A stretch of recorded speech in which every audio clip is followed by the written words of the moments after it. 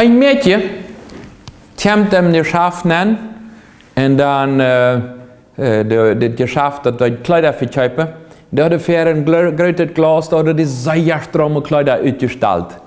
Und dann gehen sie an und fragt den Verkäufer und sagt zu dem, würde ich gerne das Kleid, was da beim Glas ausgestellt würde ich das Kleid gerne proben? Und dann sagt der Verkäufer, leider nicht.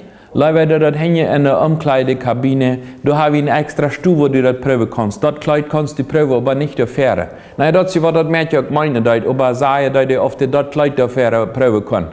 Und die hat das richtig erklärt, dass die das nicht so durchproben, sondern hängen kann apart proben.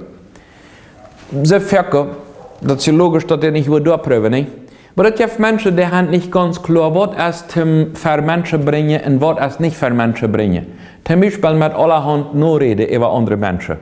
Die haben dort, was die sollen eins von privat mit einer anderen Person reden, mit dem Partner, oder mit der Familie, oder mit Freunden, oder mit anderen Menschen.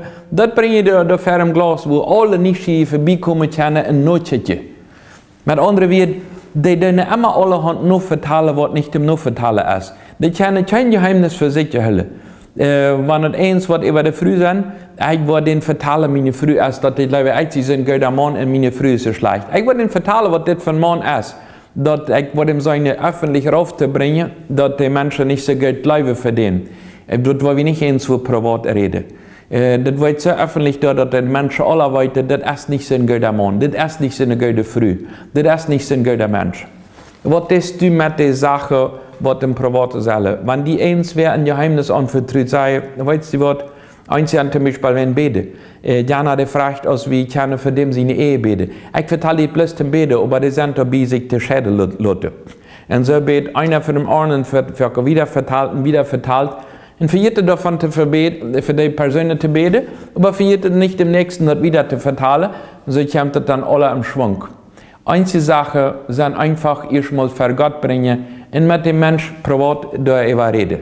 Die Bibel sagt uns in Sprüche Kapitel 16, Vers 28 sagt es so, und für jeder Mensch, der recht allerhand Streit an, und einer, der schlecht redet, der sogar der beste Freund vergrülen, oder der andere beste Freund war hier.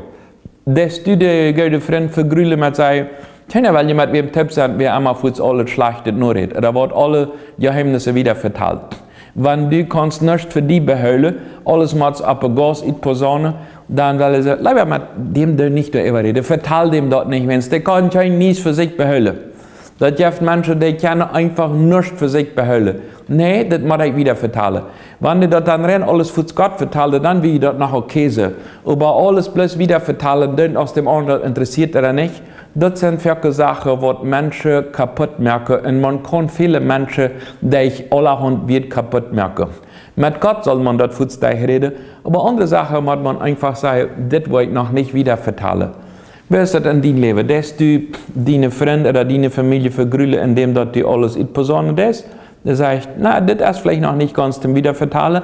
Ich will warten, wenn ich will nicht ein Mensch sein, der alle an Streit anstellen wird, sondern ich will andere Menschen mithelfen. Mag Gott die wieder sehen, eine Oase, eine Seele für die Nächsten zu bauen, ganz besonders die Menschen, die dich bei die sind, nicht andere Menschen zu vergrülen.